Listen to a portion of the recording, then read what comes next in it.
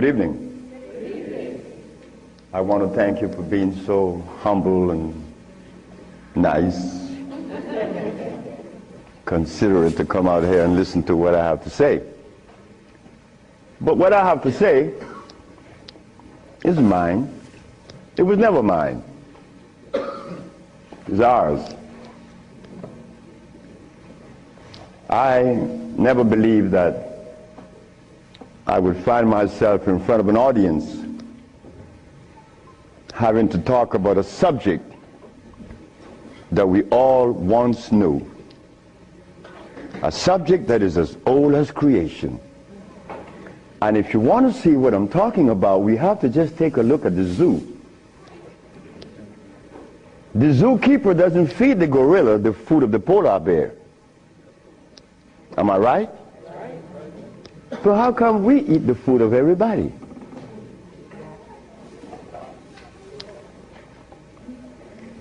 We'll begin this lecture by letting you know, first of all, I'm your brother.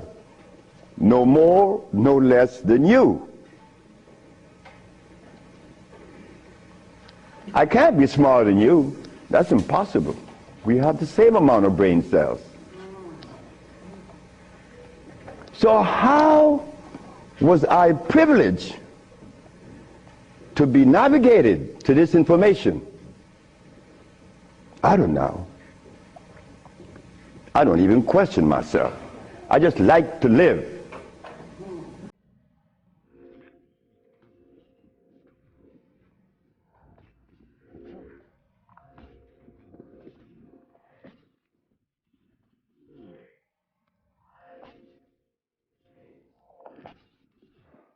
I was 12 years of age. I was Seventh-day Adventist. Corby Brown. We left that afternoon from the church. It was the 13th Sabbath. I said, Corby, how did you like the lecture? I didn't. I said, why you didn't, Corby? Because they talk about Solomon. I want money. I said, Corby, but when you have wisdom, you have everything. Well, I don't know what wisdom is now, nor then. But I knew that money was not my pursuit. Kirby said, I want money. We were 12 years of age, 1945. I'm 73 years of age now. In 1994, a young man by the name of Tom Flowers came to me and said, guess who is coming tomorrow? I said, who? Kirby Brown. I said, well, if I remember correctly, Kirby said when we were 12 that he wanted money. I hope he made millions of dollars. I don't have any millions. I don't even have $1,000. But you don't. But that's okay. I live. I found that avenue, or it was shown to me how to live. Not to read books, because everybody reads books, but yet society is deteriorating more every day. Everybody reads books. The brother called the other day on the radio and said that he asked about corn, right? Corn? He read books. He said that the text, the Kemetic text showed him that corn is good. Well, he better examine his text, because corn was made by man. But anyway, Kirby said he wanted money. That was a Thursday. Tom Flowers said, Kirby is coming tomorrow. So I said, well, if Kirby didn't make his millions, I'm going to remind him that we are alive. We are alive. Kirby didn't arrive.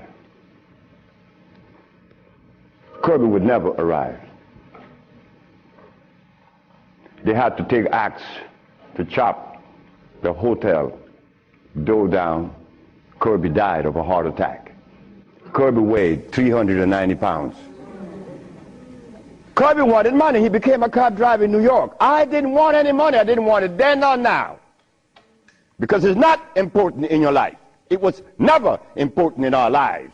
The Maya shows that. The Maya built pyramids. The Maya lived for millions of years in the jungles of Central America. No money. The Africans? How long did we live in Africa without money? Since creation. Now they tell us we need money to fight AIDS. Brothers and sisters, we are at a deficit, a tremendous deficit, a deficit that if we do not pay attention, I'm glad I did. I'm glad I did, because I remain that obedient boy that just lost his mama 4 days ago.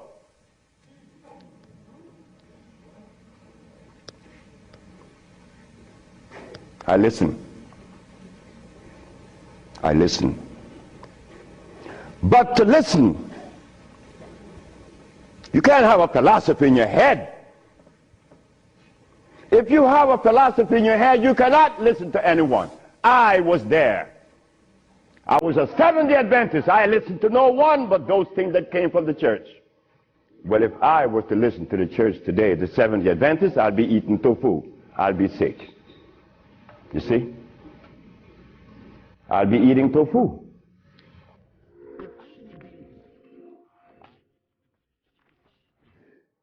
I would not be able to cure AIDS because they don't cure AIDS. The early philosophers of Europe, I would have never been able to find the answer to the cure. But now, I'm sharing with you the African wisdom, the African dream, the African genesis, the African blessings, something that was never taught to us in the schools. Why should we expect the school to teach us something that would enhance our growth and save our lives? Why should the school teach you that? When in history has there ever been examples to show that one race of people is indebted to another? That has never been. Then you tell me that the white man is a bigot. The white man was never a bigot. He was never a discriminator. The white man is a person that obeys the first law of nature. Self-preservation is the first law of nature. So the white man, whenever he proceeds to preserve his race, and we sit back and say he's a bigot, it's only because we have lost it and we don't even know how to get ourselves out of this mess. I'm one of them. I'm you standing here. But one day it was to be that your brother would be shown something that would change the profile of things. I left my country, where I was born then. In 1953 to New Orleans, I became a merchant seaman. I was 20 years of age. As a merchant seaman, I became an engineer 5 years later. I'm a steam engineer. Don't ask me how I did that, because that's going to baffle you, because I've never been to school, and I don't read books. I don't read books now, nobody's book. I'm not even going to read my own.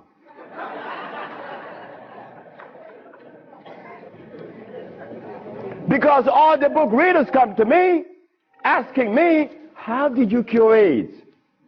Well, that's like asking the gorilla, hey man, how come you keep yourself healthy without a hospital?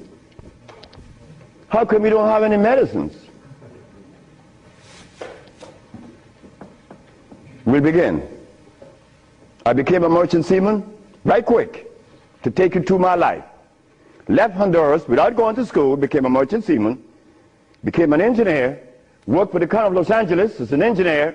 While as an engineer, the County of Los Angeles, something is to happen. Something is to change my life completely. First, it was a Mexican. The Mexican said to me, "You're dying." I said, "I know." "How do you know?" "Because I fell out going to the bathroom a Sunday afternoon, and I didn't reach the bathroom. I got up off the floor. Something must have happened between there and the bathroom." But I had gone to the neurologist, the endocrinologist, the jail practitioner in Russia, in England, in Germany, in France, United States. And they were people that knows what it is about. They had the great big books on medical science. But my asthma and my diabetes, my impotence was kicking. What happened to the books? They read books. All the physicians that treated this boy read books of all kinds. Nothing happened. I goes to Mexico, and the Mexican have a goat in his house. Every 5 words it was bad, bad. And I'm looking around. The Mexican said, "The goat bothering you?" I said, "No." "You're dying because you are disobedient." Then he brought the Holy Bible. "Honor thy mother and thy father, that thy days may be long upon the land." That's in the Bible, isn't it? But how could we honor our mother and our fathers when we don't even know what they were about? You don't tell that to an elephant, to honor his mother, because when he's born, he follows his mother and watch what his mother eats. Do you and I know what our mothers ate in Africa? We don't know, yet we dialogue. We dialogue on this level of intelligence because I know Plato, I know Aristotle, I know all about Diogenes, but you don't know what your mama ate. So everything that you talk about means absolutely nothing. So you see where they have us at a deficit? That's why we need each other's. Now, when I became an engineer, the Mexican said, "Stop eating. Don't eat anything." For how long? 3 months. I said, "Are you crazy?" He said, "No, you nuts." You ask me if I'm crazy. You've been eating garbage for 30 years. You've been eating garbage. And I'm going to remove the garbage for 90 days, and you ask me if I'm crazy. What was I eating? Hog maws, chitlin, neck bones, crackling bread, Lorne in New Orleans.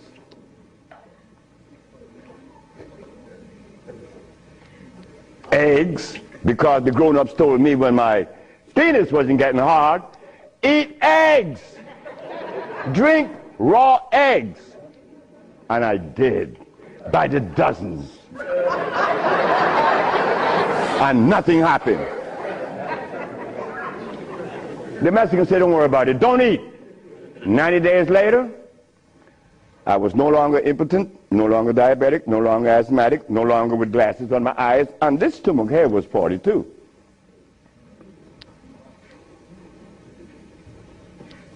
What happened to the science that the physicians were using, medical science? It didn't work, isn't it? But it worked with me.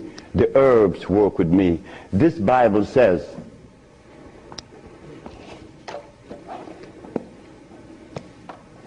in the book of Revelation, it says 22 verse, and the first chapter, it talks about the herbs for medicine. Am I right? Well, ladies and gentlemen, what could have happened to us that when my brother, who's a preacher for 30 years, was sick, and instead of going to God's medicine, he went to the physician to get a chemical in his arm. My brother died 21 years ago. I'm not a preacher. I would never be a preacher. I told that to my mother. She wanted me to be the preacher. I said, no, no, no, no, no, no. That would be the last thing that I would consider. She said, "Why?" I said, "Because I want to live truth. Even if it kills me, I'm going to live truth." And truth is, the Bible says that the herbs are for the healing of the nations. But the preacher, when he gets sick, he go get a chemical. What is the message he's sending to God? Come on, just be fruitful. Let us be truthful today. If never again in our life, let us be that today. Why do we go to see the doctor to give us a chemical when the Bible says the herbs are for the healing? Why do we go? Well, you're going to soon find out. That's what affected me then and probably affecting me now to a great degree. More than I would ever realize. Because remember, I want to go to the blackboard.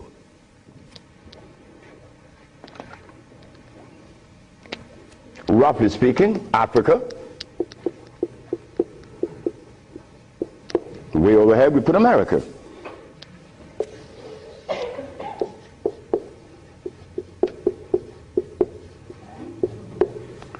They are 4,500 miles.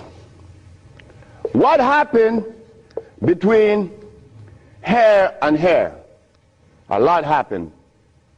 You see, when we were here, without the mathematics, without the ABC, without the sciences, when we were here, we had something to our advantage that we no longer have here. We are blind here. Here we weren't. We were seeing. Why? Because God provided us with everything we needed here. And none of it was comfrey or rice and beans. There were no tofu. There were no soy there. There were no cows. And there were no hogs, no chicken. There were no flour. Those things didn't come from Africa. You see, rice and beans and flour and cheese and meat and the starch that you eat, they all came from right here, from a laboratory.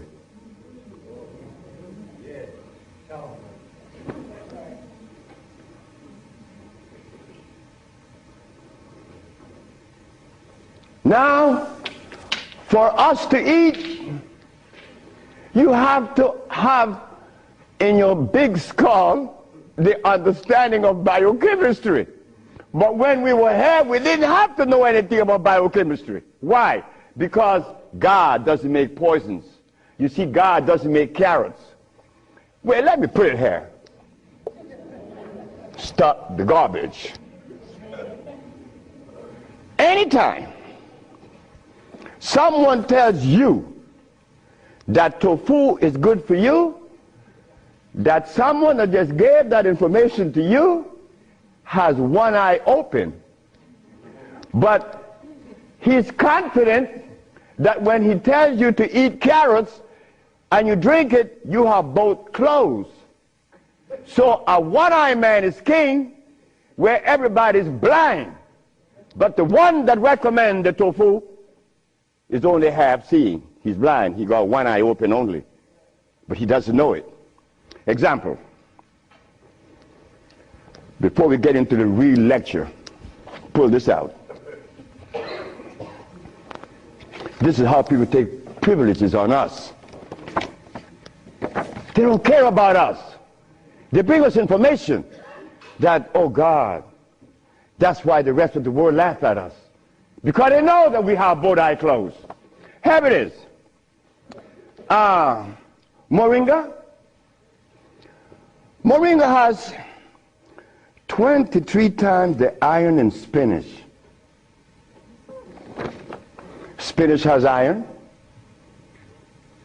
No, because spinach, let me take my time because there's a whole lot of information. I don't want to jog it up. Anything that has a pH of 7 plus is alkali. Anything that has less, 5, 4, 3, 2, 1, is acid.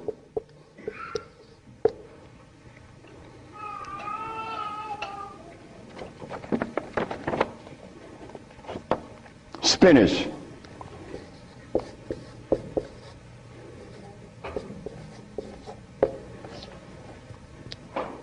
Acid. Why compare moringa with spinach? When spinach has a starch base, it has no iron.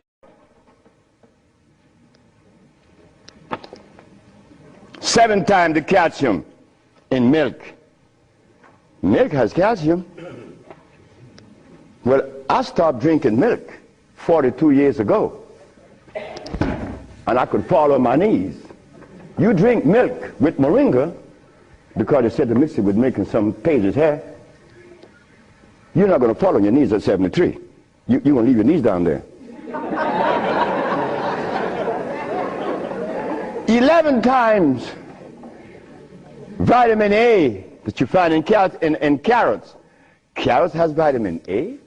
Carrots belongs on the acid side of life.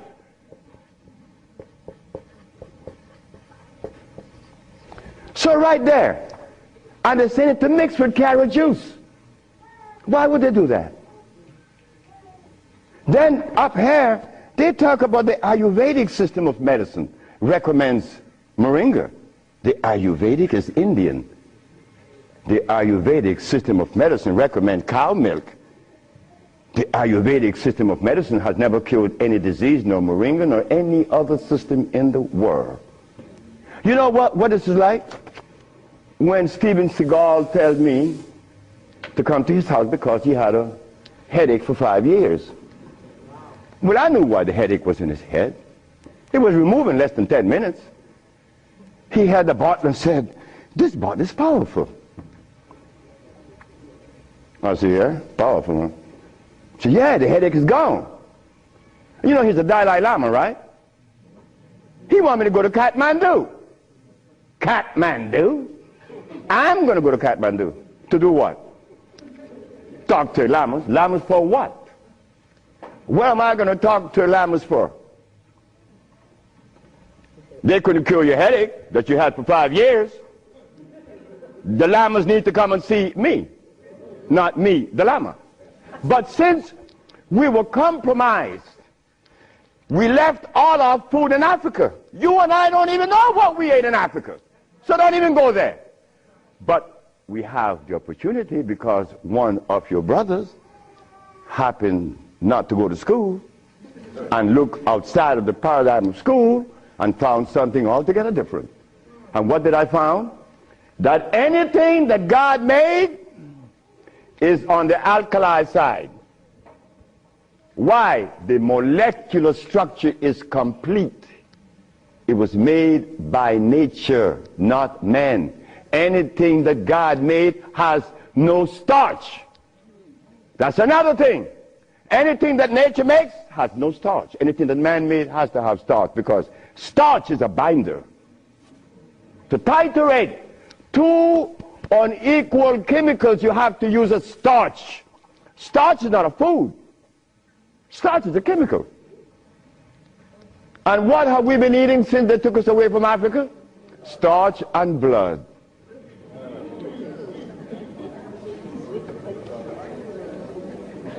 Starch and blood. We didn't eat blood in Africa. Gorilla doesn't eat blood. He eats leaves and berries. But gorillas are sane. They listen to each other, and they have a society well put together. Well, Sebi, when he became the engineer, and he found out that the pH value of things had a lot to do with healing and the properties that's to be used, I was happy. I used to run home. Guess what I found? I found that the herb that everybody's talking about is acid, and everybody's using it. What herb is that? Comfrey. She said, what? I said, yes, it's on the acid side. And so is rose hips, enchirecia. What about golden seal? That's right, golden seal was made. It's like the stick that you put in your mouth. They call what? What they call it? The chew stick. What they call it? Liquid stick. Everybody have liquid stick in their mouth, right? But liquid stick was made. It has 50 times more sugar than does sugar itself. It has glycerinic acid. You see, we didn't have to study biochemistry in Africa because everything we had there was on the alkali side, so we could eat anything. But when they brought us here, you know, put some clothes on now. And after they put the clothes on you, come here, boy, you got to get in front of this classroom. You have to learn this ABC stuff. But hold it now. Gorillas doesn't take their cubs to be trained by polar bears. Gorillas train her own cubs. The gorilla way. But no. You and I, our parents couldn't do better. They had to take us to the school because they wanted to save us, you know, protect us, because that's mother. Mother doesn't want child to suffer. So mother was shown that if child didn't go to school, they'd be illiterate, and the society is made up where you must go to school if you want to buy a Mercedes. But in our society, school, what you mean by school? We don't have such animal. We build things. And those who've been to school can't even build the pyramids today. Not in Honduras, not to mention the pyramids in Mexico. They're 4 times the size of the pyramids in Egypt. Oh yes. I know Ben Joker didn't talk about that. But that's okay. Because he needs help like I need help. We all need help. So the school that we thought was going to be so equitable, so useful, has become a deterrent. Because those that have been to school doesn't cure anything. How did I learn and I didn't go to school? Easy. You know, we baby-aged kids, we don't die. Right? We do it. I'm not wiser than you. I may be more mischievous than you. I know that because I do some mischievousness that you would not believe. But anyway, as an engineer, I went to work one night and I began to test herbs. And I began to see that all the herbs that you guys are using are acid, every single last one of them, except for burdock, yellow dock. They're natural herbs. And the other one, which is the red clover, that's a natural herb. You know, they're alkali. They're very good. So I began by compounding herbs from all over the world. And lo and behold, a blind man was killed named Mr. Fredericks. Then the Japanese, Fred Takashita's wife, was killed of endometriosis. She had a baby. She was never supposed to have a baby. It's a white lady from Utah. My boss brought his daughter and his brother with ulcers. They were killed. The boss came to me one afternoon and said, "So you're going to leave me?" I said, "Yep." He said, "You're going to leave me? On your resume, you said that you didn't go to school. And the only reason why I hired you is that I was curious to find out how could a man have an engineer license, never been to school. I wanted you to fail. But instead, you did something that is extraordinary. Are all black people like you?" I say, "Brett Howell," his name is Brett Howell. "Are all black people like me?" I say, "I'm the dumbest." "Yes, they're all like me and more powerful than me." "But how come they're not doing what you're doing? You killed the blind man. You killed my daughter's ulcers. Could they do that?" I said, "They could do it better than you, than me. But why aren't they doing it? Because they're afraid of you." I'm not afraid of God. I'm not afraid of the devil. I'm not afraid of anything, especially you. Because I don't live in fear. So I say, "Brett Howell, the black man of America is afraid of you white people because you guys made him afraid of you. And you should not feel good about that. It's not about me hating white people, loving black or hating black. It's about understanding. Nobody's going to help us but us. Nobody in this world, whether white, black, Chinese, or Arab, could help us it's impossible for them to help us. Why? Because they don't know us. They don't have our genetic predisposition. Look, as a Christian, I used to eat pork. Of course I eat pork, and I love it. But as a Muslim, I eat lamb, which is 10 times worse than pork.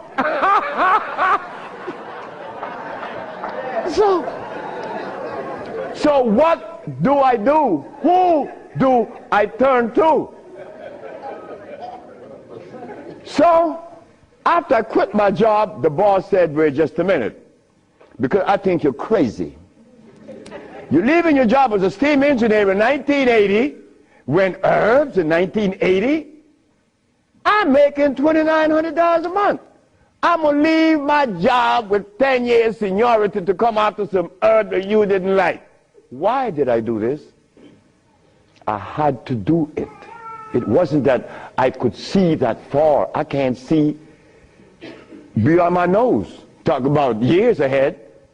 But I had to quit my job. And I had to question myself, why am I doing this? But I did.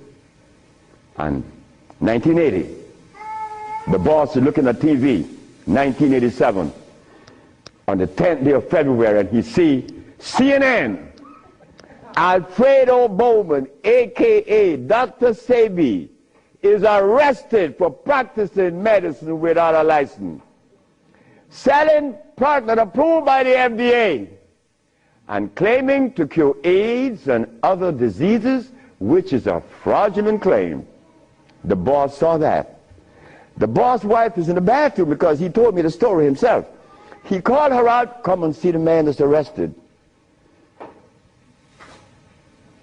If he says he cure AIDS, I know he cure AIDS, because Bret Howard knew that I would never compromise myself to a lie. When I talk, I know what I said is the truth, but I also know that in America, you could also be dead right.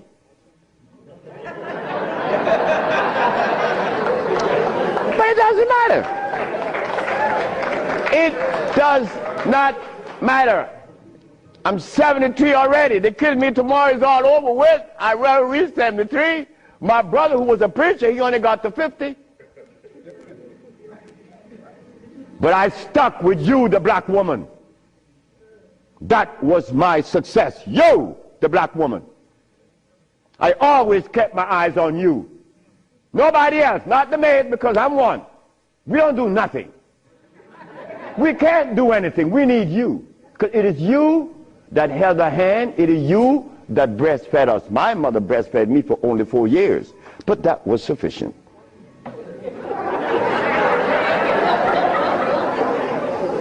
In 1962, two statements was made in a barbershop. 1640 Claiborne Avenue, New Orleans, Louisiana. Timothy Barbershop. Tim Barbershop. Ernest Moriel walked in there when he was a lawyer. And every time Ernest came in the barbershop, we used to jump on Moriel. I mean, we used to kick him around the place. Moriel said, you see you niggas? One day, I'm going to become mayor. And I'm going to remember you, Alfredo. That's me. The big mouth. I'm going to have you in jail. Ernest became the mayor of New Orleans. I was in Los Angeles, and the most hurting thing in my life was when I heard that Moriel had passed with asthma, a disease that I used to suffer with, that I was cured of in Mexico, and that I have addressed so many times. Moriel died. Ernest Moriel. Then another statement was made by me in that same barbershop. I said that I would give the black woman a gift. Brother said, Logan said, Sapphire? I said, yes, Sapphire, your mama. I said, she was the first, you came out of her, she held your hand, she teach you everything about the basic things of life, and then she cut you loose. Now she worth nothing, she's Sapphire. I'm going to give her a gift. 1962, that statement was made. But 1962, I was sick. I had asthma, I had diabetes, I was impotent, I had everything under the sun. But in 1964, I was cured, and years went by. Then I found out this is the gift to the black woman. The healing that I found is in your hands now, black woman. Yes, it's in your hands. So in 1987, I was arrested. And while I was in jail, I was the happiest man in the world. Because when I was 40 years of age, I was going to work, and I passed by Miss Louise Wright's house on my right, and I made a statement: I'm going to help humanity. And here it is. 1987 is the showdown. I was arrested. All of the people in New York that were healers, I don't need to call their name. They say, yeah, they got the big mouth. They were angry with me because I put an ad in the Village Voice and the Amsterdam News and the New York Post. AIDS has been cured by the USHA Research Institute. And we specialize in cures for leukemia, sickle cell, impotence, blindness, cancer, and others. Well, after all, I did it. Shouldn't I advertise it? You should be glad your brother's doing that. Because now you have a chance to share in the bounty, right? That's the way I felt. So I'm in jail and I'm wondering, how is the American Medical Association going to escape from this one? You see, in the past, herbalists, when they talk, shh, gotta be quiet. Gotta talk under the table, because the physician may get you. The FDA gonna get you. But we seem to forget the one basic thing. When they remove us from Africa, did they bring our food with us? Did they? Well, how could the FDA have such kind of power over us now? Come on now, just wake up to it. So I stood in jail thinking, how am I going to do this one? This is going to be a heavy number, but it's nice because I wanted this moment. I wasn't going to back down. What you mean, back down? I'm representing some black woman. I never had a father.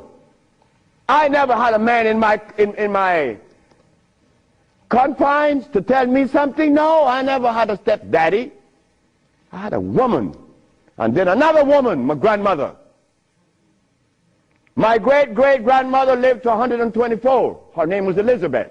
And she lived 70 years without a man. My great-grandmother lived 112. She lived 68 years without a man. My grandmother died at 100. And she lived 50 years without a man. My mother died 5 days ago. And she racked up 40. My mother died while I was coming to see you. I didn't turn back. You know why? The relationship with me and my mother was one of love. And she would have never wanted me to be there. My brother told my mother when I was about 10 years ago, he told her, yeah, you didn't like me. You didn't give me any love. You didn't give Fred any love either. That's me. So my mother said, what you say? You gave all your love to the pastor, not to Fred and me. My mother said, like, Fred, are you in on that? I said, ma'am, this boy was talking garbage. See, he told me he's serious. I'm never serious. I don't know what it is to be serious. I hear men talk about seriousness. Well, I don't know what you do with that. But my mama said, raise your hand up and open your fingers. Which finger would you elect to take off of your hand? I said, none. She said, thank you. My mother turned to my brother and said, you said that I didn't give Fred any love. Fred, you wanted my love? I said, nope. Didn't want it. I didn't need it. Because my mother knew if my mother ever interfered in my life, I've been upset. I was in the streets by the river all the time. My mother knows, all mother knows the child that needs her love, her attention. But she loves all. But she knows the one that needs the attention. I didn't want my mother attention. And she knew it. But my brother said that she didn't give him any. But the boy went to the 3rd grade. He owns a fishing fleet. He owns an ice factory. And he owns a... That she didn't give him any. But the boy went to the 3rd grade. He owns a fishing fleet. He owns an ice factory. And he owns a fleet of planes. And he said that his mother didn't give him love. You see how we could easily make mistakes? Okay. Mother is mother and will always be mothers. The greatest gender on the planet. So while I'm going to court now, and I'm standing, the judge said, get the man out of jail, and I went to his chambers. Judge Shorter said, young man, you mind if I ask you a question? I said, no, sir. Why did you advertise that you cure AIDS? Well, sir, my mother's alive, Africa exists, and my face, and I would never offend any of the three. That's why I advertise that I cure AIDS. He turned to the woman at the desk and said to her, ask her, did you investigate this man before you arrest him? She said, no. Her name was Phyllis Spade from the Attorney General office in New York. She said, no. You didn't investigate this man before you arrest him? This man, the response he gave me, he cured AIDS. But AIDS is the easiest thing to cure. People think that AIDS is difficult. To me, everything is easy, and to you it should be too. And I'm going to show you why it's so easy. So the judge said, well, you're out in bail. And that was February the 12th, I got out of the 13th. But the case doesn't begin until 88. September. I have a year and 8 months. Why the judge gave me so much time, I would never understand. So I waited. Trial date. This is where the showdown with black and white. Not better or worse. We are not better than any white man or Chinese, no. We just happen to be different. That difference has never been treated by any religion or philosophy. There is a difference that needs to be understood. So while I went into court, the judge said, well, Dr. Sebi, will you please begin? Where do I begin? Begin where you say you cure AIDS and the physicians say there's no cure. The physicians are 100% right. There is no cure for AIDS or any other disease. The judge said, just a minute. There's a contradiction here. The newspaper says that you cure AIDS. Then you agreeing with the physicians. That's a contradiction. No, it's not. When you're limited, it is. But when you live out the box, it isn't. She said, help me. She said, of course. The physician take the position that there is no cure for AIDS or any other disease, and the physician are 100% right, according to their philosophy and their perspective. Their medicine didn't show them a cure. So how could they say that there is a cure? But the perspective that prepared me, there is cure for AIDS and every other disease. Oh my God, when I said that, the physician jumped up. Your Honor, Dr. Victor Herbert said, Your Honor, what other perspective could there be? After all, you know, this patent on us, the FDA has a patent on us. You cannot talk. The FDA talk, you shut up. Oh yeah? Well, I'm going to find out. So, the judge said, what perspective is yours? Dr. Victor Herbert, Dr. Bonanno, and Dr. Christopher said, how could there be another? I said, there is another, Your Honor. And what is the other? The African bioelectric cell food. I've never heard of such a thing. That's what the physician said. He had never heard of the African bioelectric cell food. I said, of course. But we have to remind the good physician that he have not heard of a whole lot of other things. But that doesn't deny the existence of the African biomineral electric cell food. What is it? Okay. The allopathic claim that there are multiple diseases. The African biomineral balance negate that position. There's only one disease, never been two. The allopathic claim that to treat the multiple disease you must use a chemical, which is violating God. Right? The African biobalance said no. It's a nutritional approach, electric food. Your Honor, I told you that this man was insane and unscientific. He said there's only one disease, but there's only one. Remember, I'm the boy that didn't go to school. I'm going to break things down to the least common denominator. When I was a steam engineer, I found out that in a machine, thermodynamics I'm talking about, or an automobile, the only thing that could cause this machine to go bad is what? Short circuit, obstruction, overheating. The same thing with the human body. So what did I do? I put compounds together that would cleanse the human body of what? Of mucus. In so doing, AIDS, sickle cell, lupus, herpes, blindness. But it sounds too simple, right? Well, that's not my fault. They have complex things, and then they deal with the complexity.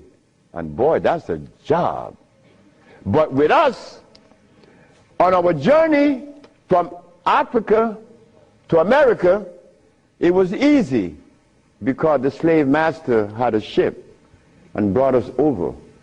But getting back to Africa, we get confounded. We can't go back now. We don't know how to go back. We better not even go back. Because when I tried to go back, this is what I did. My first trip with a passport was to Kenya. So I went to Kenya and they said, where your passport? I said, I have no passport. I said, I was taken away 500 years ago. I'm back.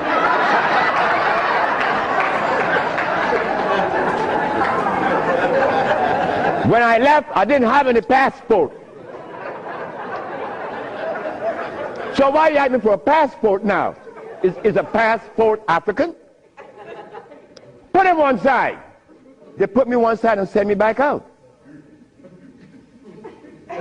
But you think that was bad? That was a bad way. May I have that? I go to Africa. I go with my wife and I said, well, boy, I'm happy. Girl, we're going to liberate Africa. We're going to do something for mother country. I go and I saw Dr. Parinyatwa in Zimbabwe.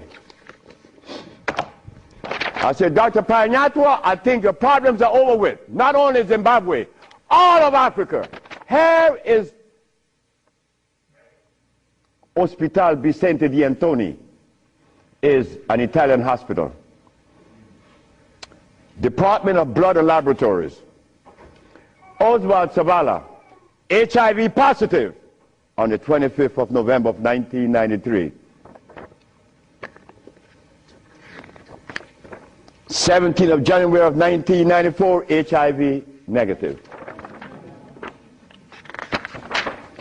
This boy named Asaru Lagos, this from the Red Cross, the Honduran Red Cross. It says here that this boy, it doesn't show any date of which he contracted AIDS. Why? Because he was born with AIDS. But down here it says he's negative on the 19th day of January of 1995. Another one. This one caused a laboratory to call for me. I thought it was funny. This is the next one, the other one. His name is Alex Suarez. On the second day of January, this boy of August, he found himself with HIV positive. On the 19th day of August of the same year, 17 days later, the boy is no longer HIV positive. So they called me for what? I don't know. Because I know they're not going to change it. Now, this one you're going to like. This one is from the San Diego Public Health Laboratories. It says here that this man has a HIV-1 RNA 26,205. The boy was supposed to be dead at 25, right? Just go to the other page. 6 months later, he's less than 400. He was killed at 15. So anybody want to read it? Because I could be lying, because that's the way we think. But here it is. No, that's possible. I could be lying. Here, young lady. So, curing AIDS, brother and sister, look. That's the easiest thing for niggas to do. We could do more than that. Curing AIDS, to them is big thing. To us, it's nothing. You understand? But now, here is where this little culprit comes in. Where did I put it? The blood, nope, no good. Here it is.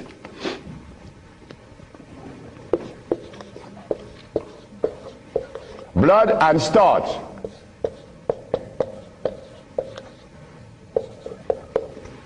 Blood and starch. Blood and starch is going to prevent you from doing what the ants does for each other.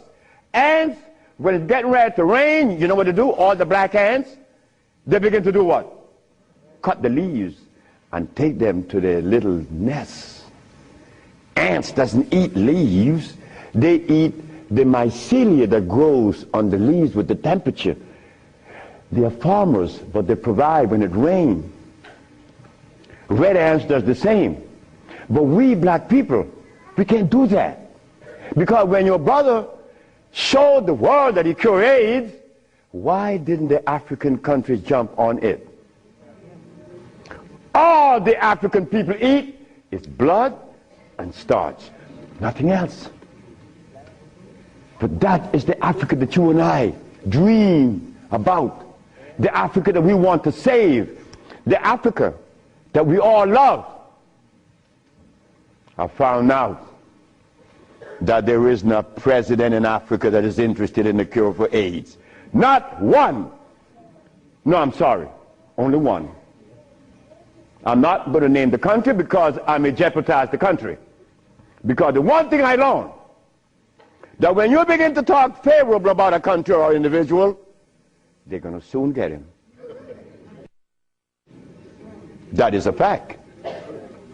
So I cannot talk about the country that said to Dr. Sebi, Dr. Sebi, whenever you want to return to Africa and begin this new empire, you have 5,000 acres of land and 6 hot springs. I don't need anything else. Hot springs? 5 hot springs with 5,000 acres of land? We could grow food. We could make the best dress. I said, sir, I am not going to come to your country unless I'm able to grow marijuana. He said, marijuana? He said, wait just a minute. He said, I can't do that. I said, well, the compounds I've been giving your nephew that was autistic, that now is talking, was marijuana. And as for you is concerned, when I came here, you weren't walking. You were dying. Now you're running up the steps in the presidency. Yes, marijuana. That's a God's product. That's not cigarettes. You see what happened? My brother used to smoke cigarettes, but my brother didn't know that the tobacco that he was smoking was artificial. God didn't make that. But marijuana, God did make that. So it must have been a good reason why I was told in school that everything God made is good. Well, I know that. I live that.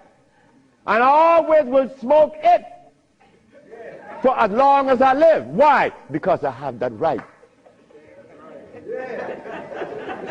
I have that right. It's not everybody that uses it, from autism to arthritis, is cured, because everything that God made is good. So as I go to Africa, all happy,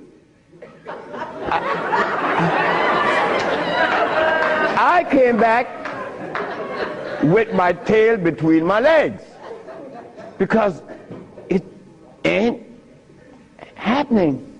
It ain't gonna happen. They're not interested in that. But the one thing I noticed today and yesterday, and you may have heard it, President Clinton and Sanjay Gupta, they found the end of AIDS. How could they find the end of AIDS when they have not found the end of diabetes, the end for sickle cell, the end for any disease? But they're going to tell us that they're going to bypass these lesser diseases and jump on the major one, and they got the cure for it.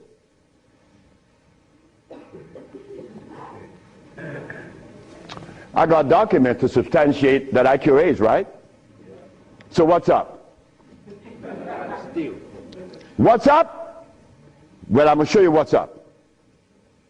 When I was in Zimbabwe, the Department of Health said, why do you come to us saying that you could help us? And your leaders in America didn't help you. My leaders in America? What do you mean by that? They mentioned Minister Farrakhan. I said, just a minute. I don't follow any man. I follow women. And I don't follow sick people. Because if I follow sick people, then I got to be sicker. I go to Brazil. They say, why don't you, if your leaders didn't help you, why should we? I say, my leaders, again, they brought these leaders in front of me. And they mentioned something like Al Sharpton and Jesse Jackson. I say, oh God. I say, why you all ask me about these people? I never knew of Jesse Jackson or Al Sharpton or Oprah Winfrey promoting something that is equitable and good for the black community. That's never been. What they could do is march. That I know. But why do you ask me about it? I'm asking you, why can't you incorporate this in your repertoire? You said me, I have no leaders. My leader is my mama. The biggest testicles on anybody I've ever seen, they was on my mama. So don't ask me about leaders. I don't follow leaders. I never was part of that thinking. I don't need anyone to lead me someplace. So now I'm asking you, what do we do now? I cure AIDS. Are you going to call Oprah? You don't need to. She could advertise 1 million pieces, broken pieces, right? But that's fine. But she cannot advertise the cure for humanity. But there's one little dude that got himself in trouble. And he was totally unaware of what was going to happen. This little dude, I'm home with my wife, enjoying myself, a Sunday afternoon, looking at TV, somebody threw a rock on my window. It's Randy Jackson. What did you want? My brother want to see you. Your brother? Michael? Okay. I went. Well, he's sick as hell. Well, I treated him, and he got cured. He saw it, and he was encouraged to take me to the Rayburn building on Capitol Hill. Oh my God. This is going to really confound you. Michael Jackson took me to the Rayburn building on Capitol Hill on the 31st day of March. April. No, of March. March. It was March. 31st day of March of 2004. I said, why are you taking me there? Because you cure AIDS. I said, but what makes you think that they are interested in that? What makes you think that the world is interested? I don't care if it's any country in the world, they are not interested. Especially Africa. They were never interested. AIDS isn't killing Africa. Hepatitis C is killing Africa. All of West Africa is red line for hepatitis C. you talking about? But they're Muslims. So they have to eat the Muslim food, which is goats and lamb.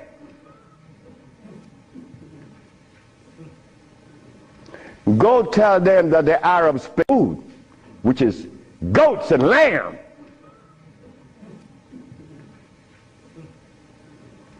Go tell them that the Arabs played a trick on their brain. You cannot do that.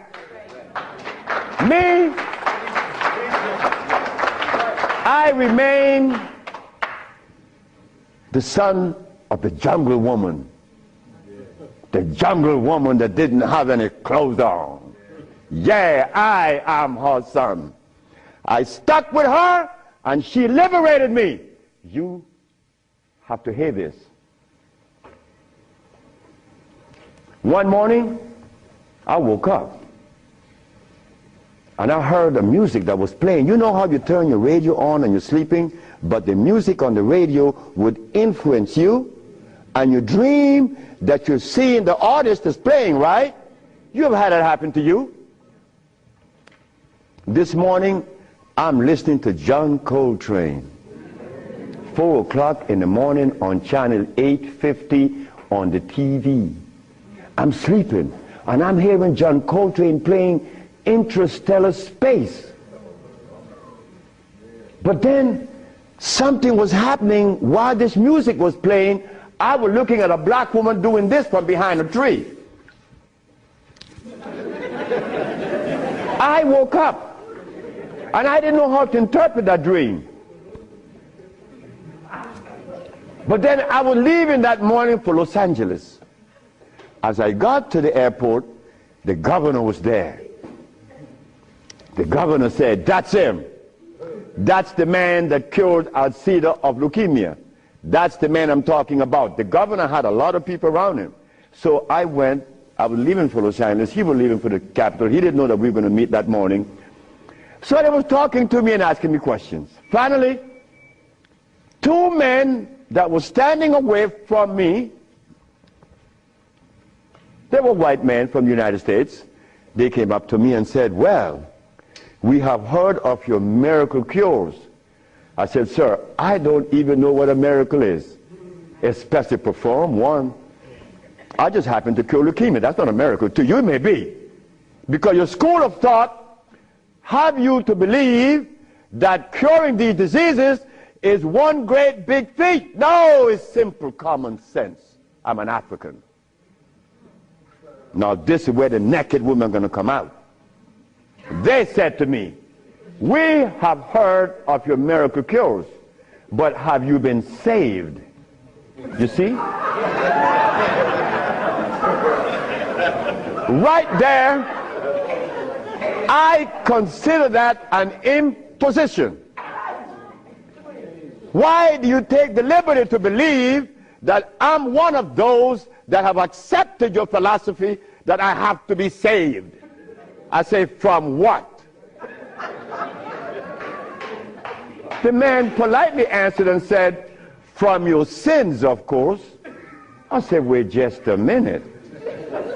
I said, "You know, man, while you guys were standing over there, I said," and I looked at you both, and I said, "Two very intelligent young men. But now I have to question that." He said, "Why?" I said, "Well, because the color of my skin should have prevented you from asking me that question, have I been saved?" He said, "What does the color of your skin have to do with anything?" I say, "It has to do with everything.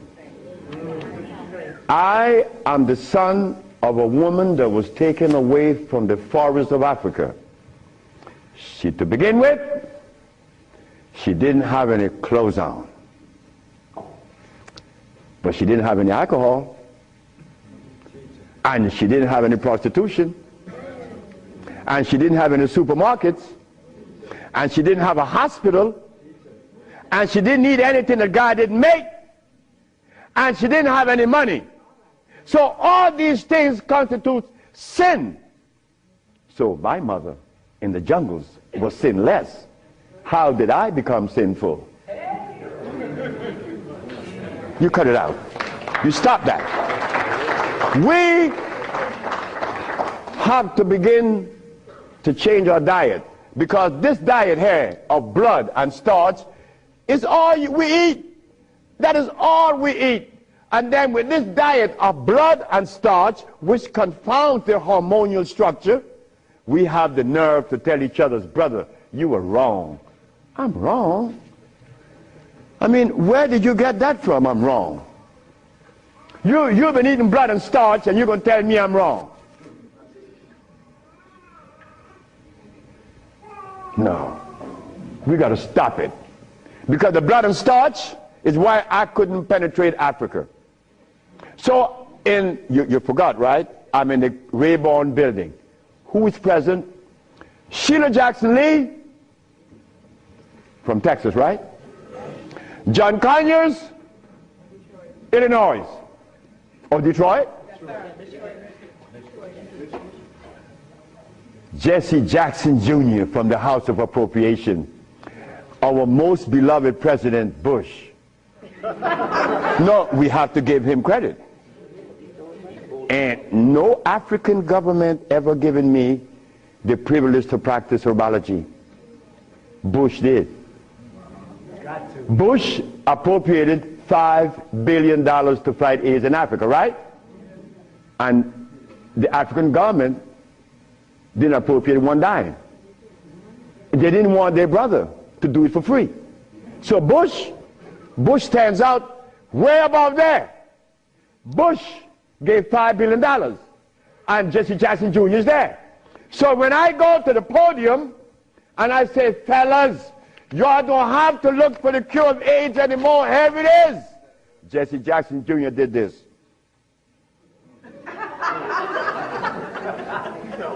I said, I'm going to talk about this. I have to write about this in my book, because you, not me, but you and I believe in the leaders.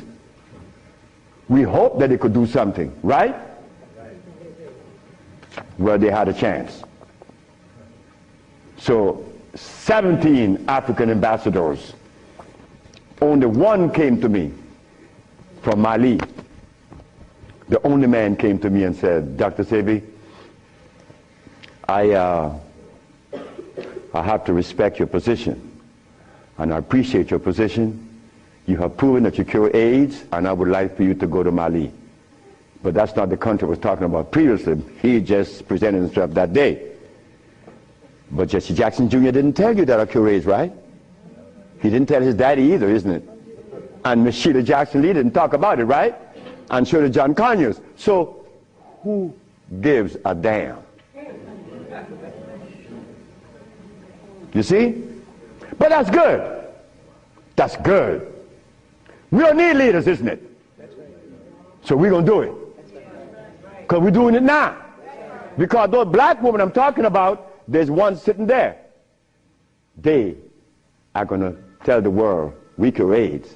But last night, Clinton and Sanjay Gupta is on CNN talking about the end of AIDS. How about the end of sickle cell? How about the end of lupus? How about the end of herpes? How about the end of blindness? They didn't find those, but they find the end of AIDS. How is that possible?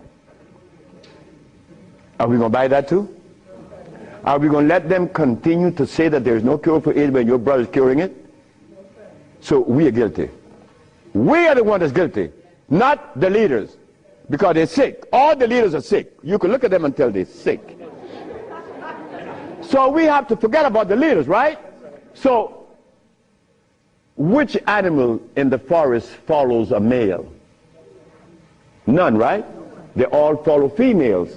So how did we begin to follow males? I mean, that was the most, look, the one thing I wanted in my life was a woman laying by me as my significant other or my wife, that she didn't have a God or a devil in her brain. That woman is sitting there. Because I could not have a woman laying by me and she worshiping something else. I mean nothing to her. No, you worship you. That's who you worship. That's who we worship in the forest. And we were doing quite well because none of us, her children, could talk about how long did our parents live in the forest of Africa. You don't know. For millions of years since creation. Did we have money? We live a perpetual vacation.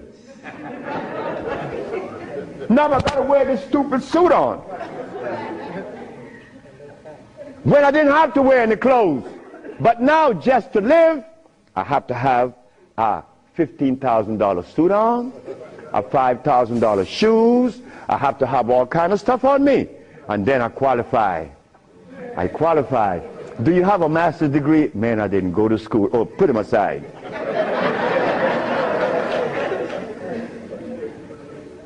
So in essence,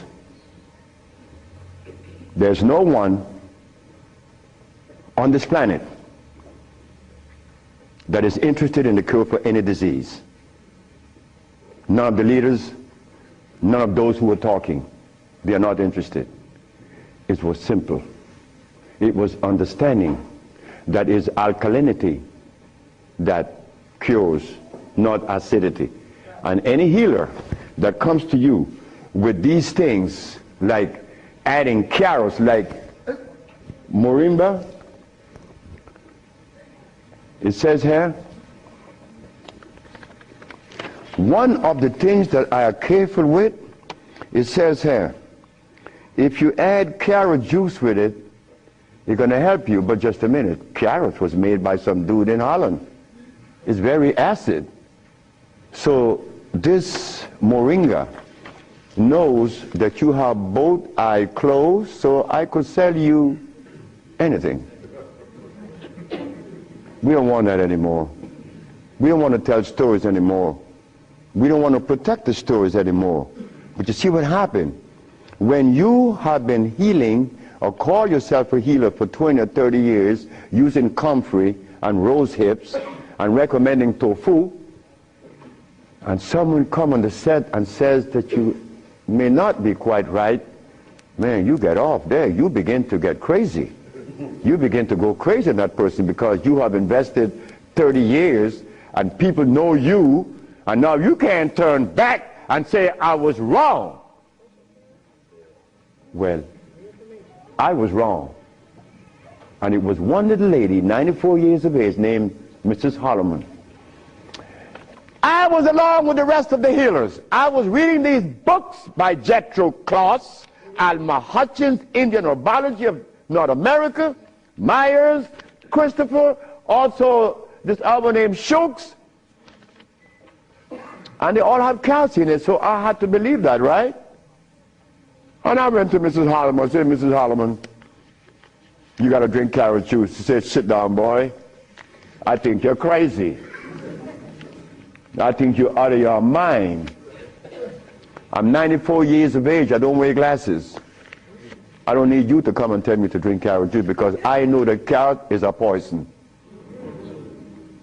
I was in Rattan, the island of Rattan, and a woman was listening to me talk, and she asked me, what is the best breakfast in the morning? I said, I don't know.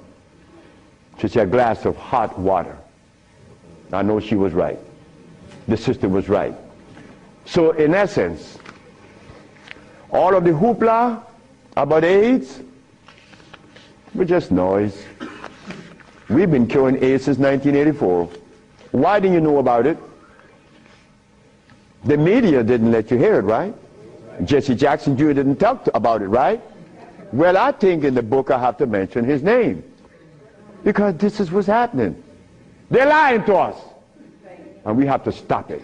We have the cure for every disease in the world. We, the black race, is responsible. Not the white, not the Chinese, not the Arab. The Arab need help. They need help now. All Arabs need help. Because there's no way in the world where you find the highest incidence of eye problem like Arabia. Because they eat lamb. But could you go and tell an Arab to stop eating his lamb? It's like going to tell someone that uses cocaine, stop. Then you're crazy.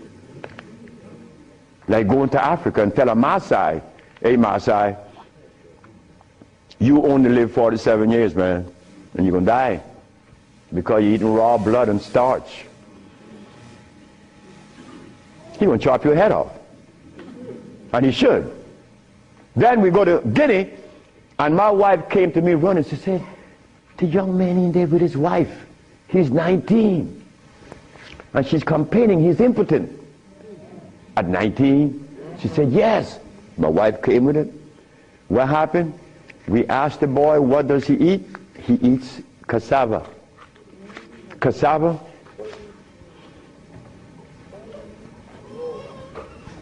We say raw? Yes. Go to Guinea.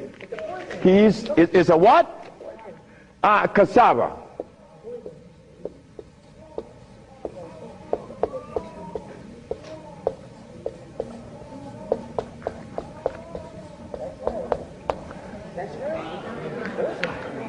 I want you to go to any African country and tell them, no, just ask them, please, why do you eat cassava? Oh, this is African. This is from history. Hey, African, I know you've been bamboozled too, because cassava is not a product of nature, nor of Africa. Cassava is a starch that needs the aid of a man to grow it. Cassava cannot grow by itself, and it has cyanide. But the cyanide has already affected the brain. He cannot think for himself. It's like talking to a Haitian or a Brazilian. In fact, the only country that I have ever visited that have people dark like me, but nobody in Brazil is black. Brazil.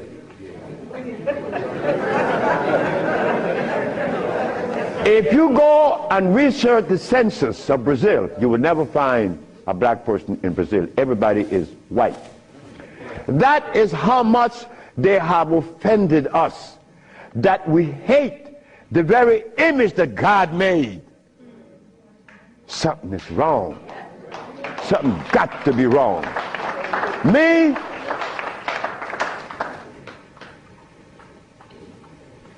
I was a very good Christian, and a very good Muslim, a very good Buddha. And I wanted to join the, well, I don't want to mention it. But anyway, I was a good everything. But what I found, that they were feeding me the wrong food. And I had to deny all of them because they feed us garbage. There isn't a religion in the world that have fed the black race in America or anywhere in the world the food that is consistent with their cellular predisposition. So if you, my religion, is feeding me the wrong food, then what is the message you are sending? It's like putting gasoline in a diesel car. You would not get to South Philly. No, you're not. It's not going to run right. But we're eating starch and blood, and we want a dialogue. Dialogue based on what? I mean, come on now. We are the remnants of what world? Let us try to bring it back. We can't challenge each other's. The only thing we have to offer each other's now is love. But to get to that point, a sister told me the other day, because I made a statement in the church, a brave woman stood up and asked me, Dr. Sebi, what have you learned from the entity that you are forwarding to us now? What have you learned from it? I learned to kiss everybody's butt. And I meant that. It came out that way in the church. Well, I had to give it that way, because that is the way it came to my brain. I kiss everybody's butt. It's easy. You see, it makes it easy. When you start kicking it, somebody's going to do something to you. And when you start kissing it, they reward you.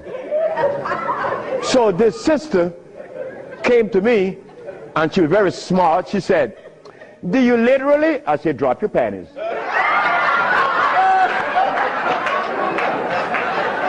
Well, I came out of a woman's vagina, I could kiss her rear end. That's easy, isn't it? Is it easy?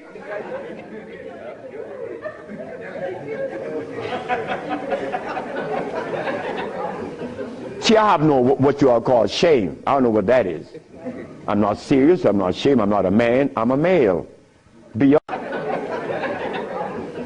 See, I have no what you all call shame. I don't know what that is. I'm not serious, I'm not ashamed, I'm not a man, I'm a male. Beyond that, I don't know. You guys are men, I'm a male, I stay there. It's easy. So brothers and sisters, look, the deal is this. We have the cure for AIDS. Now you're going to get a chance to ask questions. So ladies and gentlemen, I want you to ask whatever question comes to your brain. Feel free to ask. I mean, please, don't you hesitate. Don't you feel that you have to restrict yourself. I know Brother Adis is here. He may ask a few. I'm glad to see the brother. You know, Brother Adis is a brother I've been knowing for years. Stand up, brother.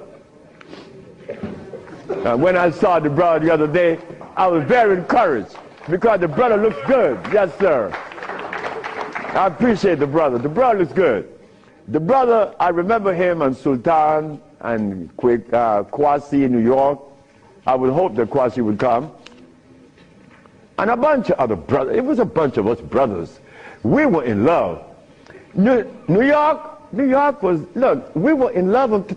There was a love that we used to share that was so nice, so warm.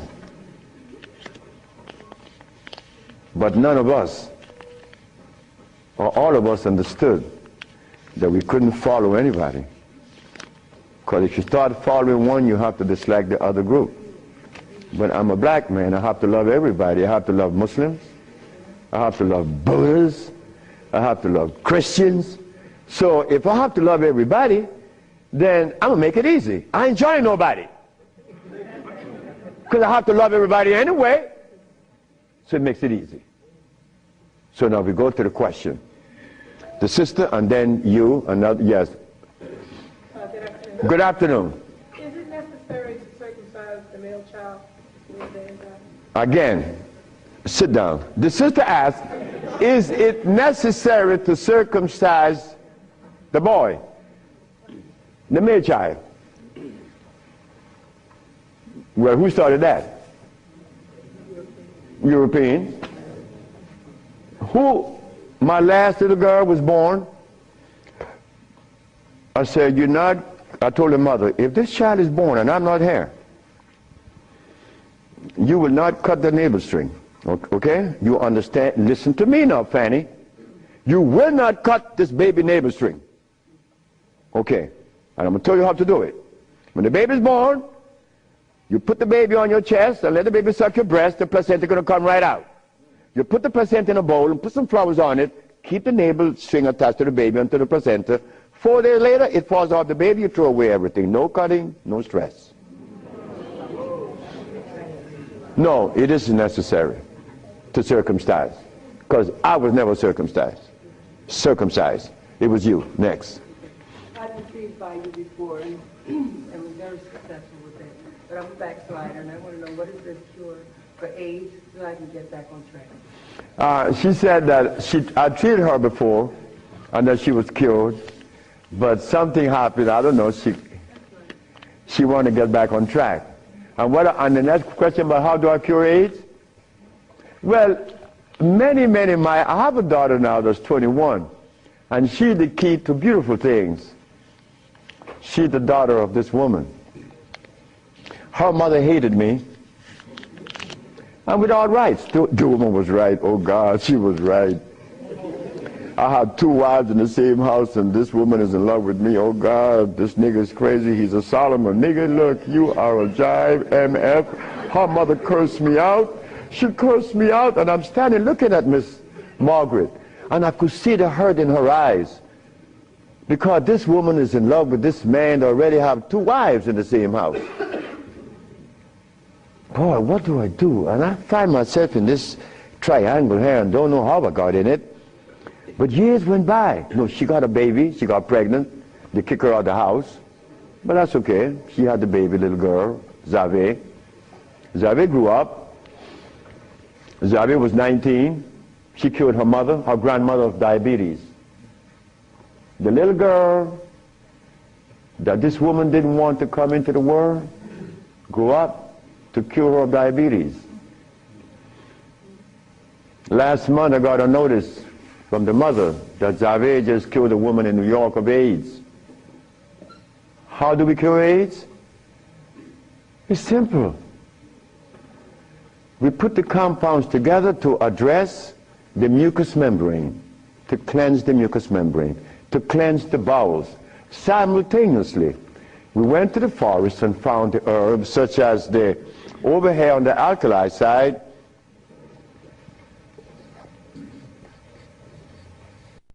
sarsaparilla is an herb that has the highest concentrate of iron. Fluorine, iron.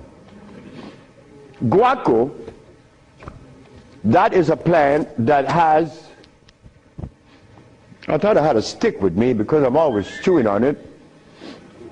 This is guaco. Guaco is a plant that would definitely strengthen the immune system because it is iron again. But it has potassium iodide, no, potassium phosphate, not iodide. Iodide comes from the ocean. Kankansa, that's an African plant. Kankansa is an African plant. This plant has one of the highest concentrate of what? Potassium phosphate. Those are just few of the plants. We use about 40 some odd plants to cleanse the body, strengthen the immune system, and electrify the system, because you want to electrify the body. That's how simple we cure AIDS. We cure AIDS. We don't treat AIDS. This thing here says that Moringa said, and they keep repeating it, that they uses it with the belief that it's going to cure. They think, oh no, we got to stop talking like that. We cure. That's how we got to start talking. If you don't cure, get out of the way. Because you're lying to people. Next question. The brother. Peace and blessing. I'm really enjoying your lecture, and my question is, when you see a client, what's your thought process? When I see a client, my thought process, I already know what the brother needs. Like the Mexican knew what I needed. The Mexican said, you're dying because you have disobeyed. Without, unconsciously you disobeyed. So when a brother comes to me, I already know what the brother needs. I don't need to go into a whole bunch of scientific jargons and intimidating the brother by putting light in his eyes, iridology. I don't do that. I don't do anything. I just give you what I know you need. People come to me for compound from Japan. She killed a woman in Japan named Kaoto Kita in Kobe. She never seen a woman. She was in hospice already. With cancer of what? The lungs. There you go. Cancer of the lungs in hospice. She never seen a woman. In a month time, she's vacationing in Hawaii. Okay, there you got it. Yes. Her than you. Yes, the sister.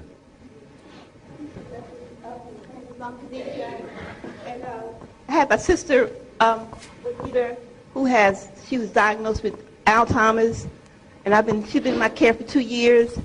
I do have her on a fresh food diet, all organic foods, all raw foods, and I'm seeing a big improvement. But I feel as though she needs some other things. And what else can I do to help her? Alzheimer's. She has Alzheimer's, yes, sir. Okay, Alzheimer's. That's a brain problem, right? Remember what I said? There's only one disease? Okay. When you have mucus in the nasal passage, it is sinusitis. When you have mucus in the bronchial tubes, it's bronchitis. When you have mucus in the lungs, it's pneumonia. But now you have mucus where? For you to have Alzheimer's, where is the mucus? So we have to remove the mucus from out of the system, especially the brain, but then we have to feed the brain. That's where biochemistry comes into play. the brain. Like if the sister was suffering with rickets, that's bone, right? So we have to address calcium. If she had leukemia, it would be blood, that's iron. But now she has Alzheimer's. She has mucus in the brain, which prevents the brain from receiving what? Oxygen. Now, what is the brain composed of? Copper and carbon. That is what produces electricity. Copper and carbon. It's simple. Copper and carbon produces electricity. You go to an electrical plant, and all you're going to see is a big wheel turning, and it's copper. But against the wheel are these carbon brushes, and the friction of the carbon and the copper produces the resonance they call electricity. Electricity is not fire, it is vibration. But when you short circuit it, it's become fire. So yes, we do have, but she must go to Honduras. What is her age approximately? What? Oh, she's young. She's young. She's very young. She could go to Honduras, and it would be fast. Why Honduras? Like sister went to Honduras with her husband, Linda, Richie, and her husband. She will see the improvement in days. Like the woman went down with a goiter. Like the brother went down there with his stiff leg, and in 3 days he was running up the hill. And he could not believe it. Like, this is where a name comes to mind.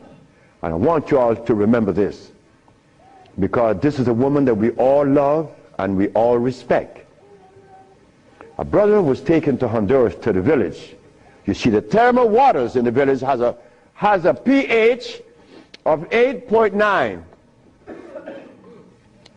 One of the highest attainable pH in waters is found in Honduras and in Africa. Thermal waters, that is. The little boy named Shelby, he has AIDS. He has Kaposi sarcoma. All the black spots on his body. The boy went to the thermal bath 1 day, 2 days, 3 days, 4 days. The boy came out of the bathroom screaming. The black spots were gone. His mother and my wife Ma'a were very close friends. Ma'a told Malachi, take Shelby to Honduras. On the 4th day, he's doing good. How long is Shelby going to stay there? 1 month. I said, 1 month, he's cured. On the 4th day, the sore disappeared, right? On the 10th day, he tell his mama, I want my passport. She said, for what? I want to go back to Los Angeles. Dr. Sebi says that you have to stay here a month.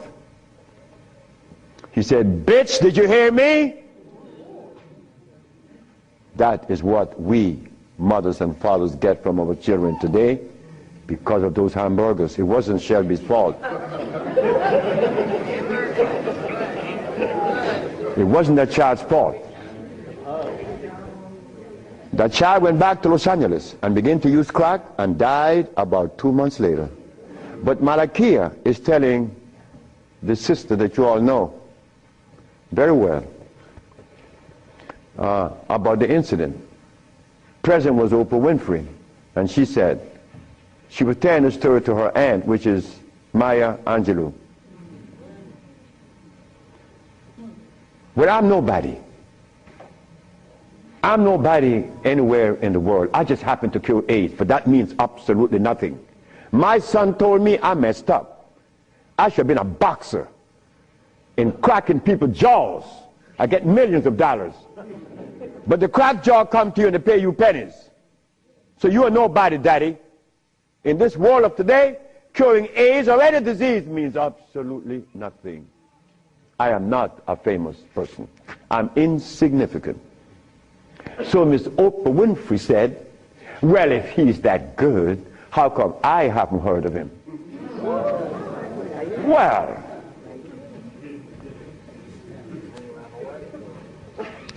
I'm not famous.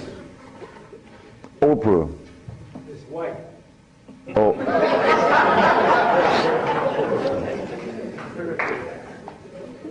My book would be out in July. I know she's not going to advertise it, although she suffered embarrassment with 1 million broken pieces. But that's okay. We have to remember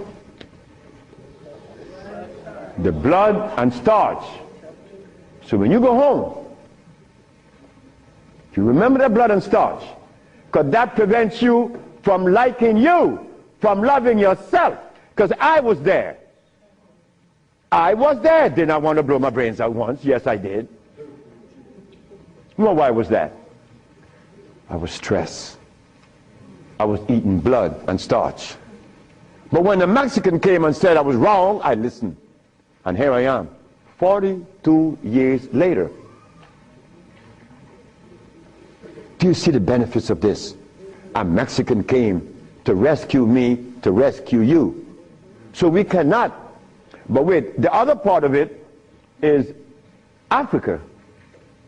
There isn't an African country that I could go and practice herbology. But why did Bush, who all of us think, or most of us think the man is bad, how come I could practice herbology in the United States? You got power over him. That's why. I don't have any power. No, I don't. Because I don't even know what power is. I just know what's mine. That's all. I know what's mine and what's yours, what's ours. So what's ours, when the Supreme Court said, the FDA said, you are not supposed to sell these products. Exhibit A. The FDA said, what? That I'm not supposed to sell my products? Well, maybe the FDA knows the food that is consistent with the African cellular predisposition. Because when they removed us from Africa, they didn't bring food with us. Maybe the FDA knows about these foods. Could you tell us, please, Mr. FDA? But when the FDA talks, we get scared. Scared of what? They're not God. You understand me? No, I don't have any power over nobody. I don't want that. If you know what I like to do, you will know I don't want any power. the brother in the back. Hepatitis C. Yes, sir. Mr. Charles Fisher. Who is Charles Fisher? He was the manager for LL Cool J. That was my second case of hepatitis C. Yes. What is hepatitis C? The liver has been stressed. Right. Beyond. Hepatitis C is nothing. Maria Elena from San Pedro had cancer of the liver. Her mother and her aunt bought the black dress to bury her. The doctor sent her home to die. Maria Elena's sister saw a newspaper with me in it. She said, hey, there's a nigger down there in Jutiapa that got a big mouth that says he could do a bunch of stuff. And she came. 2 years have gone by. Maria Elena is healthier than her sister. Yes. What is hepatitis C? It's when the liver has got so toxic and loaded with what? With poison. Blood and starch. So we clean it, clean the body. Because you have to clean the intestines. You have to clean the liver. You have to clean the blood. Because all of these have been affected. Yes, brother, we have cured many of hepatitis C. So what herbs would you use, doctor? It's not an herb. It's a therapy. Therapy? It's a therapy that we have. Okay. I was sort of encouraged to, what's that, interferon. Interferon? Yeah, I was encouraged to be... Brother, interferon is something that's been on the set for 25 years, and I have been curing AIDS and sickle cell and lupus, herpes, blindness, and paralysis. Interferon doesn't do that. Interferon is a chemical that is derived from the penis of a brother. You know that, right? You know it. Yeah. That's not even right. Come on, the Bible says The Bible said the herbs are for the healing of the nation. The Bible isn't saying about chemicals. Right? Okay. So now, we could tell the world, yes, we object. Oh, one more thing. One more thing is very important. Many of you have insurance companies, right? Insurances. And on that sheet, it says that they do not honor anyone that isn't an accredited physician. Meaning that you are compelled to go to see a physician to give you his chemicals. But now, they are telling you that they are God. And that you have no other recourse. But let me tell you something. Yes, they have to honor us. Because we have the only compound in the world that is consistent with our cellular predisposition. Nobody else. Can you give us some foods that are alkaline? Food that are alkaline. We could begin with mushrooms. We could begin with mushrooms, quinoa, quinoa,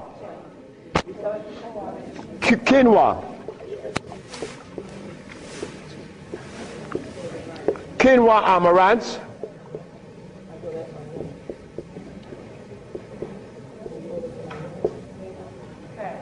mushrooms,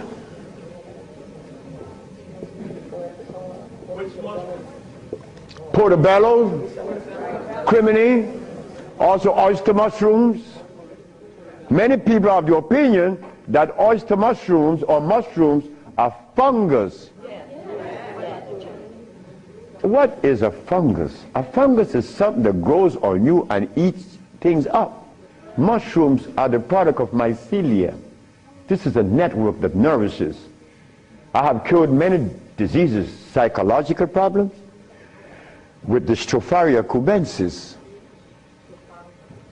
So let me tell you something. Mushrooms are very good. They're high in potassium. Yes. And then the next, wait.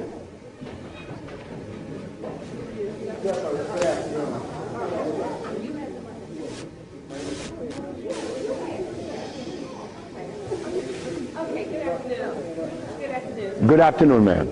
I know the blood and the starches, two of the things you said that we should get rid of. I'm working really hard. I've gotten rid of the blood. I'm having a hard time with the starch. I just needed an idea of some things too. To substitute. Yeah, substitute. Well, and one more question, water. I do the distill, but I hear a lot about, you know, drink spring, drink distill, which I do the distill a lot. Okay. About the starches, you could eat quinoa or amaranth. And also spelt. You could buy the spelt pasta. Spelt. You could buy spelt. I eat a lot of spelt. And you know something? I learned something lately, like I'm learning something every day. Because I don't know everything. I don't want to know everything. And it's impossible for me to know everything. But I learned this. That when you combine spelt flour, quinoa, and amaranth together, just the pure powder, the flour, and you want to bake something, if you just add the almond milk and the sea salt and the other ingredients, such as you could add a little bit of what? Agave is good. That's very good. But now, if you want this flour to rise up and be fluffy, who said sea moss? You did. You cook the sea moss to a jelly. And you take about 2 tablespoons and you put that cooked sea moss in the batter along with the almond milk and the rest of the ingredient, and that stuff becomes fluffy. I said, this is a natural yeast. And someone hit me to that, which was Gary, right? Gary Ricketts worked with me for many years, and he still works with me. And he put that together. He made a waffle. Oh my God! I used to go to Gary's house in the morning just to eat his waffle.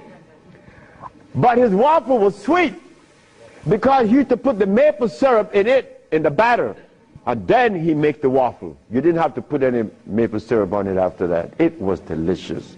And in the morning, okay, just let me go quick through all. Peace, Dr. Sebi. I wanted to know if you accepted practicums, internships. What's that? Internships, like practicums, to come and learn. Well, I came from Honduras, You come from Honduras? No, I want to practice. I want to know if I could have an internship. Study with me. Oh, if you want to... I know you say black woman is key. So Oh, as a student? Yes. Well, that is what we're working on now, because the woman took over the whole thing, my daughters and the woman that associated with them. And they would like many more sisters to join in, because I'm out of here. I want to go sit down by the river and smoke my dope. Well, can I get your information? What's that? Can I get your information? So wait, the sisters, give her your number, because she's the one that's in charge of that, and I'm quite sure that she's going to consider you. Okay. Wait, the brother is deciding. Hi. Thank you for coming. Yes. My name is Justine, and what I want to know is, how do you get rid of fear? How to get rid of fear? Yes, fear. Ha ha! There ain't a nigga in the world as scared as me. And you want me to tell you how to get rid of fear. But you know something about fear? Fear.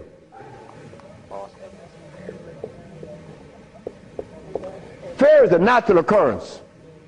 You don't get rid of fear. You understand fear. You don't get rid of it, because fear is necessary. But you don't let fear control you, right? Because it would paralyze you. Fear would prevent you from opening the door where there's a great, big, beautiful tomorrow. Fear, you see, when I was insane, to a greater extent than I am now, I was placed in a psychiatric ward in New Jersey. And they were right. But what they didn't know, that I was aware that I was sick. I was also aware that I would not take any of anything that they gave me in that hospital. But there was a man that, you know the swinging doors, right? A swinging door is a door that opens both ways, and you're going to swing it. And every time he came to his door to go inside his room, he used to stand there. Yeah. Oh, and he could never open that door. I used to go by and swing the door, and he'd go in and say, "Thank you, man." Why couldn't he open that door? Fear. But once you open the door and you see this great big thing, fear is gone. A bright tomorrow, hey, I'm no longer in fear. But then comes another one that's going to trick you.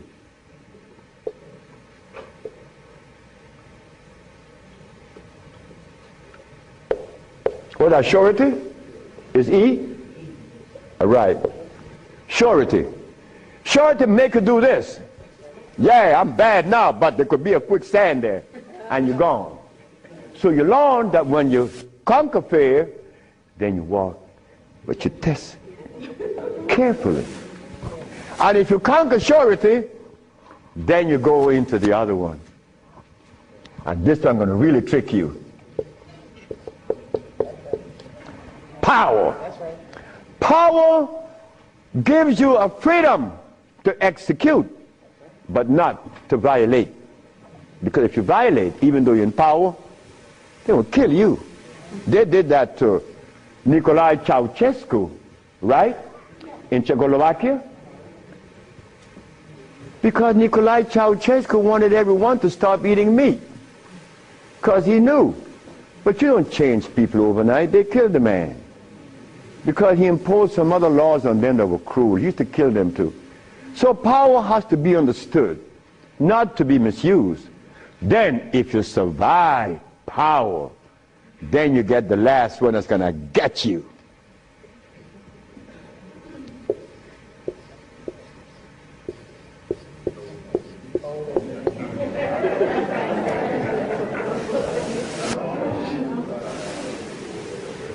So you see, it's all about peace. I'm happy that I'm 73 years of age and that I'm happy, but I have to thank the Mexican. But when I go around my brother 73, are you all right? I say, Marcel, that's the only one alive now. My age. I say, you asking me if I'm all right? No, man, I'm not all right.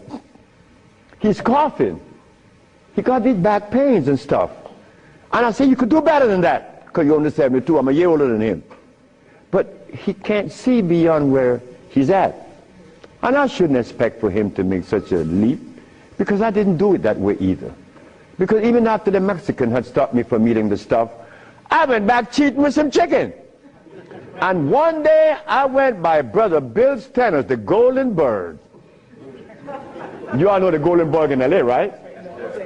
You remember that? And I bought some Golden Bird chicken. I ran home.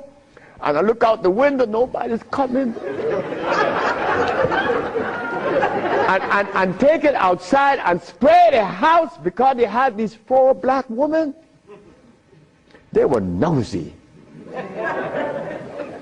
These black women were nosy. They always go up. What you have? You open the refrigerator, looking all around. They must have seen something in me. But these 4 black women were the one that stopped me from lying. Stop eating that chicken, the last thing. But here I am. And I'm happy to say that here I am. Because I want all my brothers to say, here I am, at 80 or 90. Because the man that healed me was 94, and he had 2 wives in Mexico. He was healthy, wore no glasses, and he was always laughing. He said, look, before you leave, remember this. Never you socialize with people that are serious. Serious people are sick. Because there's no reason to be serious. Because I cure AIDS and diabetes, I've proven that. And I'm not serious. I'm your brother. I want to play with you. I play with my wife all the time. I don't have no time to this other stuff. If this other stuff comes in, then something is wrong. Next question. Hi, Dr. Sebi. My question is, as a woman, how do you cure high blood pressure and rapid hair loss? High blood pressure and what? Rapid hair loss. Rapid hair loss? Hair. Or hair loss. High blood pressure. High blood pressure is easy. Just stop eating. Where we have the product that remove the pressure immediately. People go down to Honduras, and in less than 3 days, the pressure's down. The man just came from Caymans. That's right, Caymans. Grand Caymans. He came down with high blood pressure, diabetes, and impotent. A young brother, 52.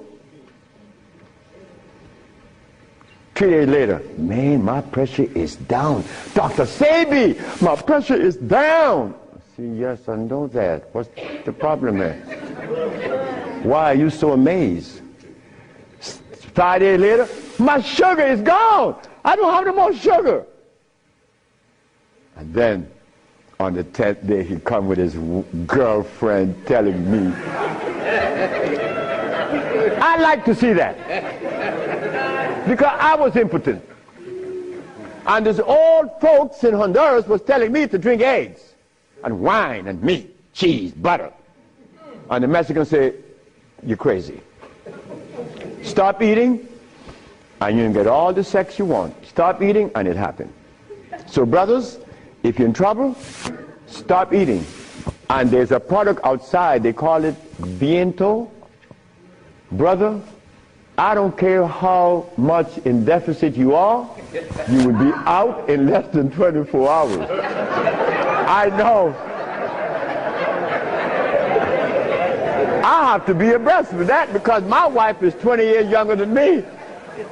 I can't allow this woman to get ahead of me. You understand? And she looks good and she's youthful.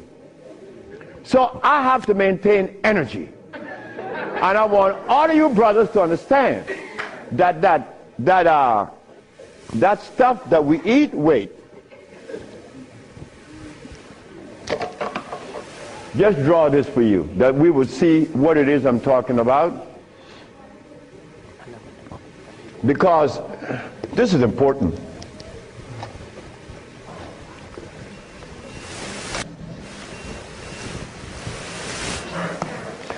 I recorded a man from the age of 15. I saw his life because I was a curious boy. Remember, I'm the boy that didn't go to school. So I was looking at things that the school boy wasn't looking at or seeing. This man named Brindley, he was in his 20s. I was 21, he was 25, 4 years older than me. And he was the dude, a woman's man.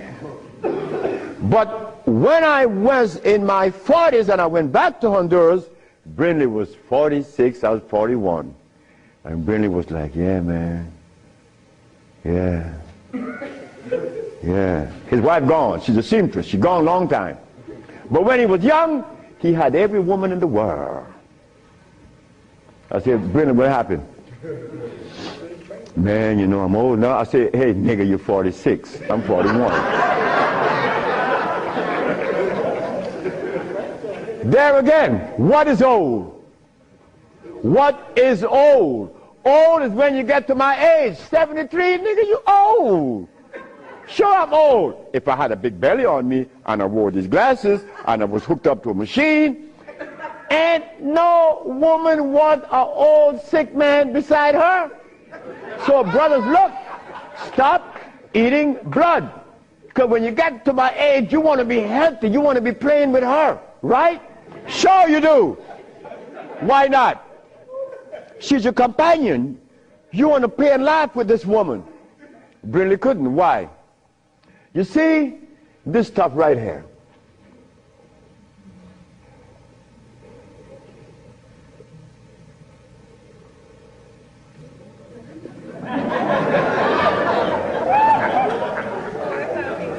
This is what a man plays his manhoodness with, his penis. Yeah, I'm a man. But in here,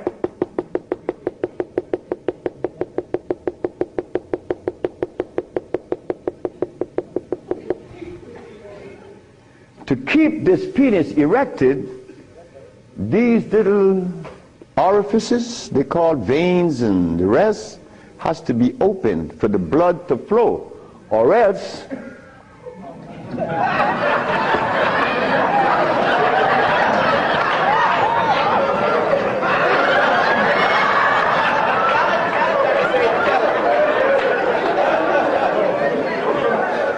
you think I can't talk about it? I was 30 years of age. That was happening to me. And the last person that saw that was a woman named Audrey Williams. She said, what's wrong with you? I said, I don't know. She said, you're sick. You better see a doctor because you're too young. You're 30 years of age. And I did. And it happened. But I had to stop eating. On the 1st, 2nd, 3rd, 4th, 5th, 6th, 7th day, I was happy. On the 8th, 9th, 10th, 11th, 12th, 13th, 14th, I was going and holding on to the bathroom. Everything was spinning around. Why? Because all of the mucus that was leaving my brain, my eyes was very foggy. I couldn't see. I was already wearing glasses, but now it's worse. But on the 17th, 18th, 19th, on the 17th day I woke up, I was looking at the ceiling, and I remember feeling so calm. A feeling that I had not experienced in many, many, many years. I was calm. On the 27th day, I didn't hear the wheezing in my chest from the asthma. My diabetes, I couldn't find glucose in my sugar. But on the 57th day of fasting, of not eating anything, I had an erection. Why? Why? Aha! They drain out. It drained out because I was taking these herbs and drinking water. Taking these herbs and juice and drinking water. And the body got a chance to do what? cleanse itself. You see, it's easy to bring back that happiness that we could love, that we could share,